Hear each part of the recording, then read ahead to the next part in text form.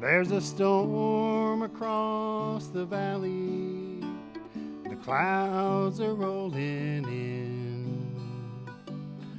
The afternoon is heavy on your shoulders.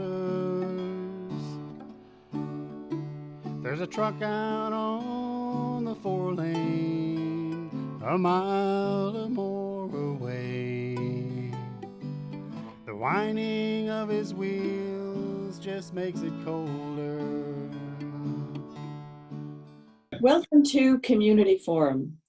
Today is Wednesday, October 28th, and my name is Priscilla Almquist Olsen, your host for Community Forum.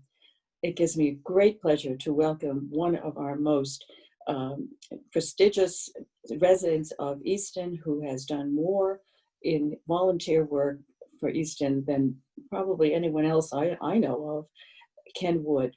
Ken is the founder and director of our Easton Food Pantry, which has been doing outstanding work for many years and is now faced with additional challenges. So we wanted you to meet Ken in person, get to know him as the wonderful human being he is, and to let us know a little bit about the Easton Food Pantry and how it's coping in these COVID times.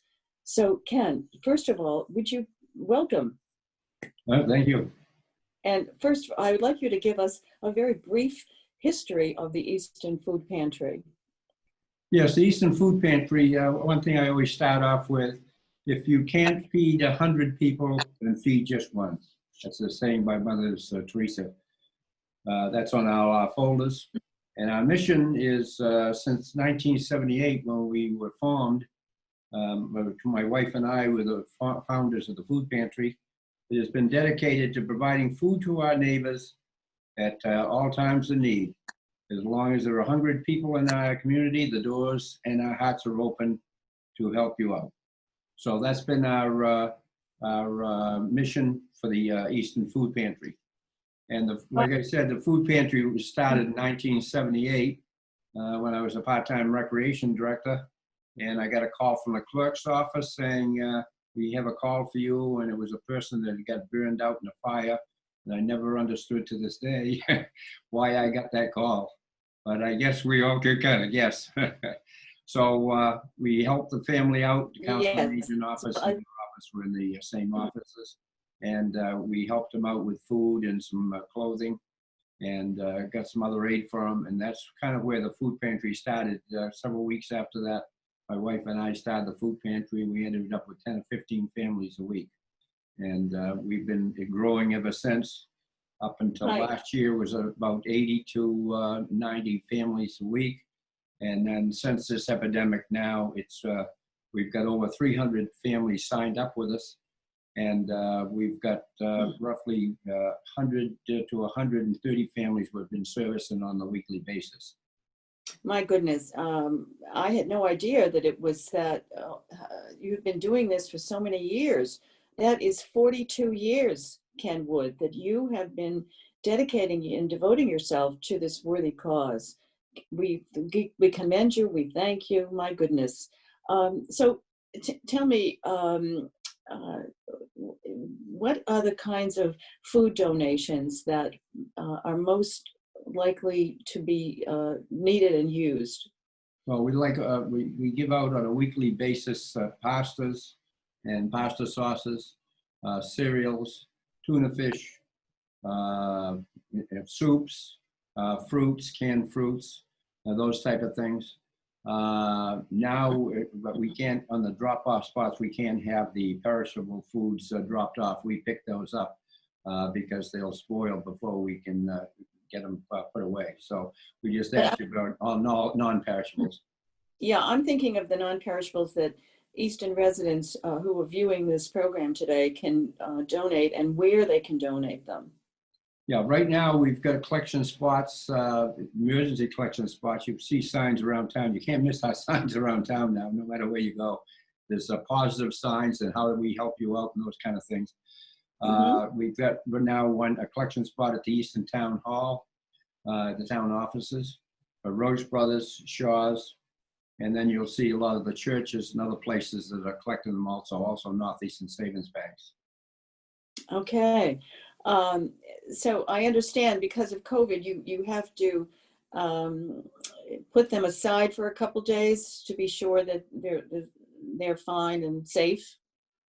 Oh, we have people now that are sorting them every 2 or 3 days now because we're getting quite a bit of food that's coming in and helping us out. We're going through lots and lots of foods. Now we're going into the Boston Food Bank, and they've upped our amount from 3,000 pounds every 2 weeks up to 5,000, 6,000 pounds of food that we're getting from them. And Oh my goodness. And then if we can't get food from them, we're now going to Chelsea to pick up produce and everything out there. We're buying the produce at wholesale prices, so we run out there to pick that up.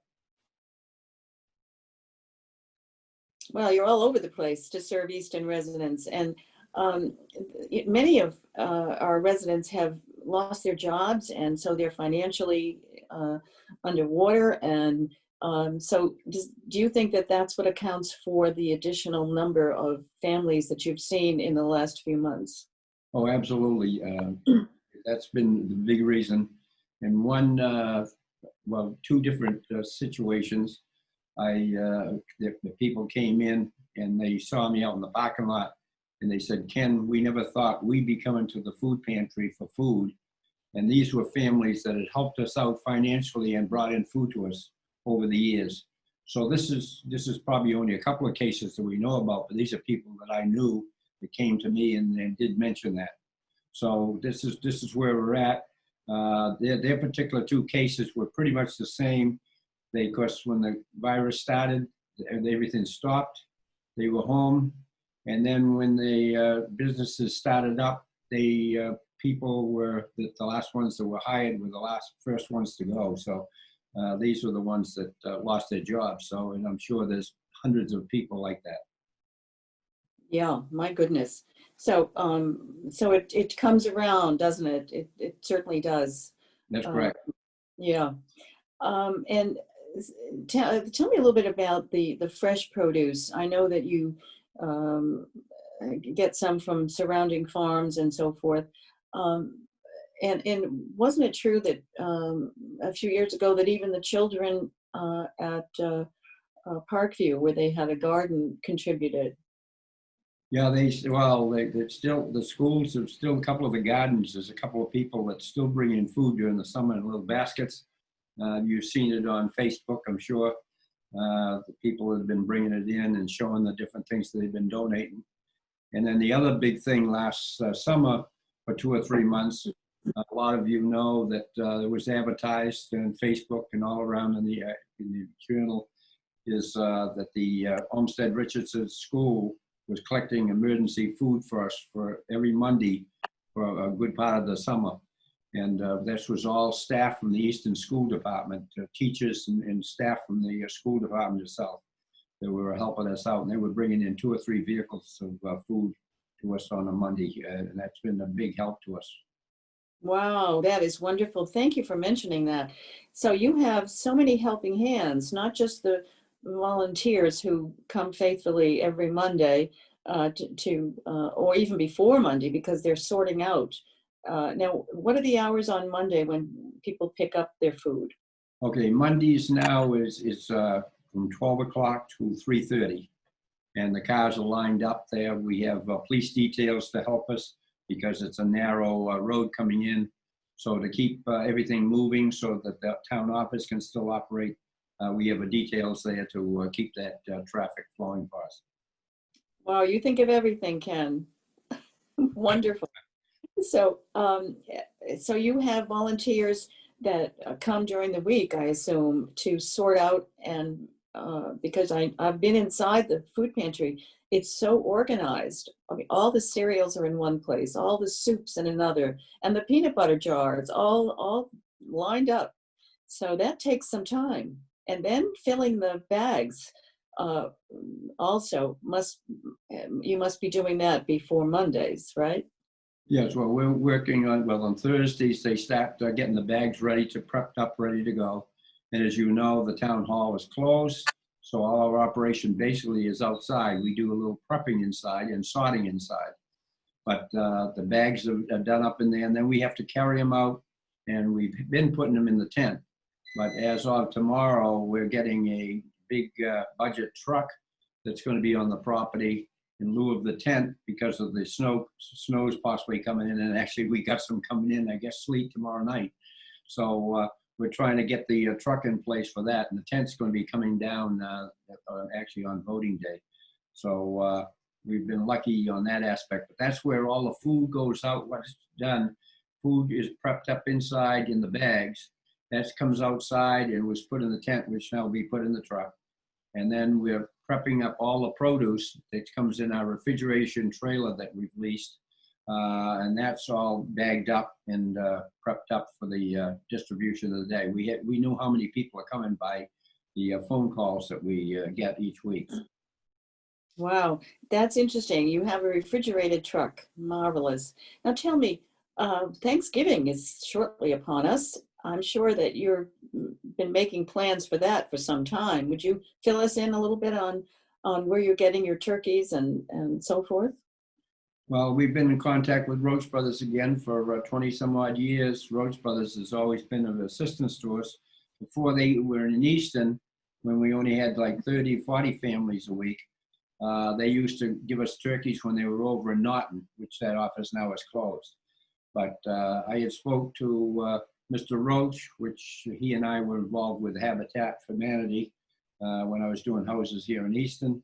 And he said, we're going to be building a place in Easton and we'll always help you out. And they have ever since. And right now I called the executive secretary and she's on standby for our order coming in. The deadline to order your family Thanksgiving dinners is going to be a week from Monday. So that'll be the final order goes into Roach Brothers, and they've offered to get us turkeys again as bad as times are. So we want to thank them for all the years doing that. They also have a collection spot, and then we get our eggs and milk that we need to make up for what we don't get from other places, and they give us to us at a lower cost. So Roach Brothers has been really terrific to us. Shaw's also has jumped onto the bandwagon, and they're doing a lot of collections for us now and helping us out. Both Shaw's and Roach Brothers give us pastries every week that are going to be outdated 2 days down the line. So we get quite a bit of pastries that we give out on a weekly basis too from both of those stores. That is wonderful. And to think that your networking paid off. You're volunteering for Habitat for Humanity so many years ago with Mr. Roach and becoming friends with him. And just think how that has worked out for the Easton Food Pantry. Wonderful. Yeah. No, their family's been great. Yeah, and so they obviously have their heart in the right place, Roach Brothers. Now tell me, you certainly buy certain things at cost from Roach Brothers. That's wonderful, but you need funds. So where would people donate funds to Easton Food Pantry? They can make out a check and send it to the Easton Food Pantry Inc. at 136 Elm Street, Northeastern. We've been getting quite a few donations this year. Thank goodness for all of the businesses in town and outside of the town and corporations that have helped us out during this crisis, because they're all in rough shape. But we've got checks for one check we got locally was for $25,000. We've got a whole lot of them for $10,000, quite a few for $5,000. And I just wanted to let you know, because we had to go out and get the truck we had before that had refrigeration, and it's one David Howard had given us. That one there, the refrigeration was really set up for floral. And Thermal King said when it cut out on us, they said, yeah, that isn't going to work for you. And it wouldn't pay you to invest in putting it a new unit in that truck. So they called two of them that live in Easton for Thermal King down in Norton, called around New England in their area, and they found a refrigerated truck for us at Tasker Ford down in Connecticut. So that's where we got a new vehicle now. It went for a lot of money, but they brought it down to a real low cost. And it has all the soups and whistles and everything else that goes with it.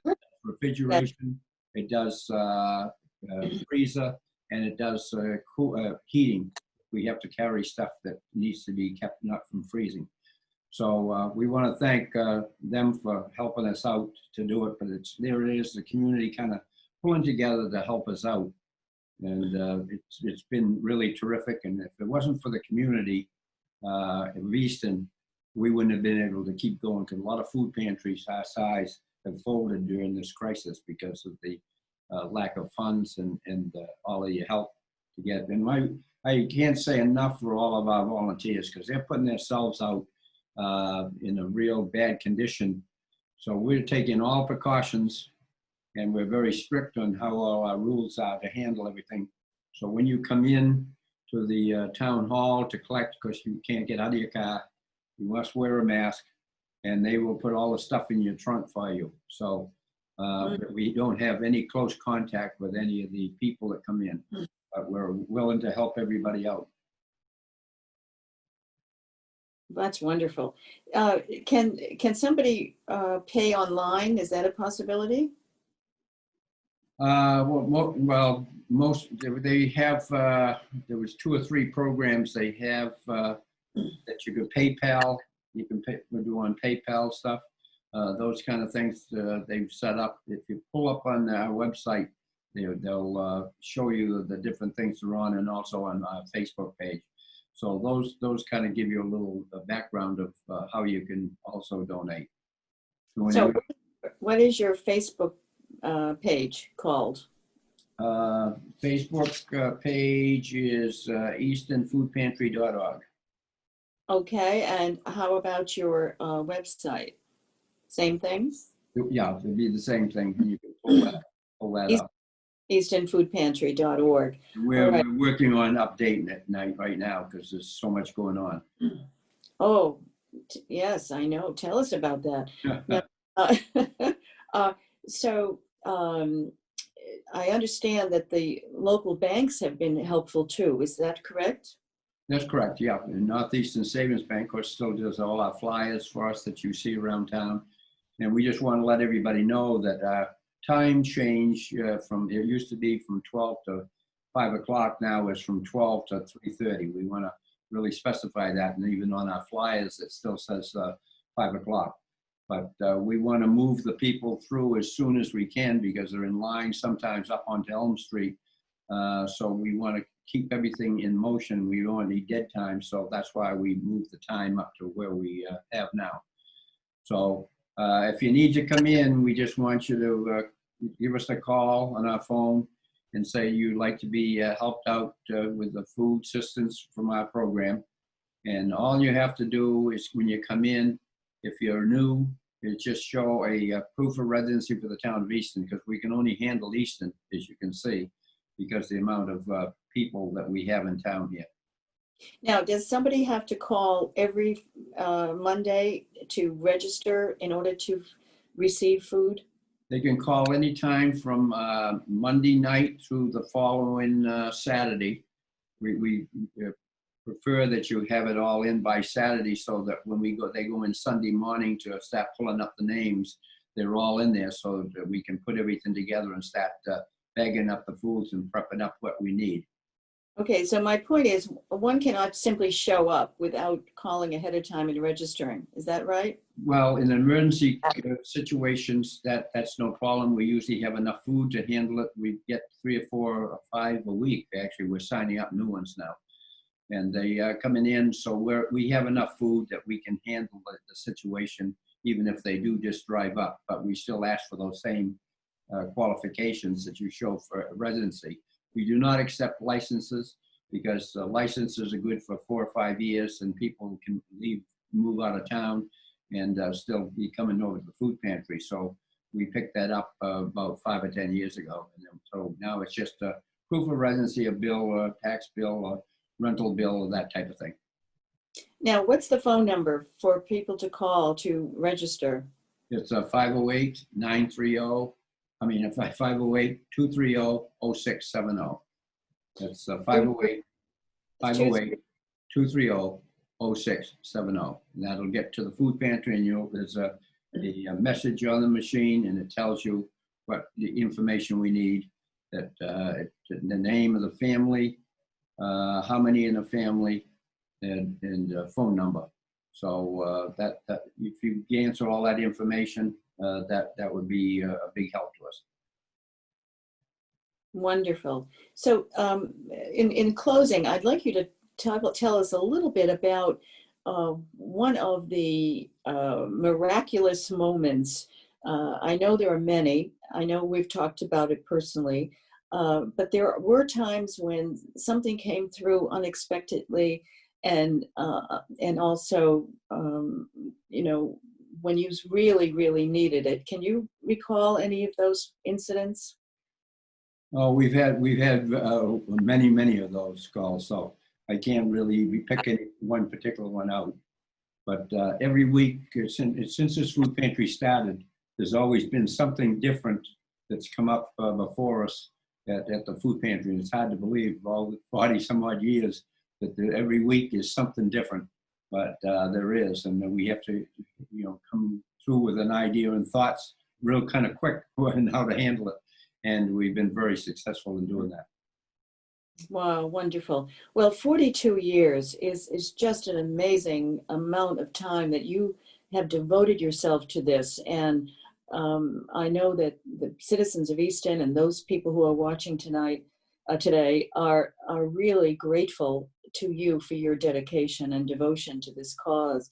And they're now, especially in the time of COVID, you're getting so many more families. And how many more do you expect for the Thanksgiving holiday? Well, this way you don't know what we're going to end up with or how many turkeys we're going to order yet, because last year, for example, we've, like I said, we've had a couple hundred families that have been signed up with us, and it only comes certain times of the year, and there's a lot of times during the three holidays that we do, Thanksgiving, Christmas, and Easter, and that's where we give up the turkeys or hams. And then, of course, last year was around 80 and 90 families that we were servicing during that time. And we, at those events, we were running up with 150 families. So we don't know what we're going to run up to yet, and for another week or so, because now we're talking, we've got 300 families signed up. We've got between 100 and 130 families that we service on a weekly basis. So we could be running up anywhere between 100, 150 to 200 families. This we're not sure of yet. It's hard to predict. My goodness, that is amazing. Well, thank you again, Ken, for your dedication and for this wonderful work that you do. And I know that people who are watching today will respond from their hearts with donations of food or money, because you can use both. Well, I would just want to say two or three things. Number one that I didn't hit is Langwater Farms. Before we had our refrigeration trailers and stuff at the food pantry, that was back in March, in April, May, and June. Langwater Farms let us use 50% of their cooler over there to store all our produce. We were picking it up and delivering it over there over a period of time. So these are businesses that are, you know, helping us out a lot and making all of this stuff work. The other thing is, I want to thank all the town departments and officials that we're working with, and all of the different committees. And we're working with the state, and we're working with Social Security. People don't realize we're working with all them. They're sending out notices they want us to pass out to help people out. The town had a thing where it's helping out people for rent. We're passing out that information also too, to help people out. The town has put in electrical service temporarily outside for us for all our trucks and everything. We really, I mean, the town's really been stepping forward with us, working with all the departments, department heads, Connor and his assistants. And it's been really, it's the whole community working together. And like I said, it's I'm just the messenger, and I have a lot of people that are helping us out. I just appreciate everybody that's volunteered and been helping us out through this whole crisis, because it's been really a rough situation. And you're not sure everybody, whether no matter who they are, we're trying to make the best decisions so we can, and we have to adjust them and tweak them a little bit once in a while. But we'll make it work, and we'll take care of all of our Easton residents. As you can see around town, the signs say we're here for you. So, and that's what we are. Well, thank you. And you know, you are more than just the messenger. You are the manager, the coordinator, the outreach person. I mean, you have so many hats, Ken, and you do all of them justice. You do a wonderful job, and we thank you again for appearing today on Community Forum. So that's it. Until next time, stay well, stay safe. Thank you, and have a good evening, and thank you, everyone. Okay, bye-bye.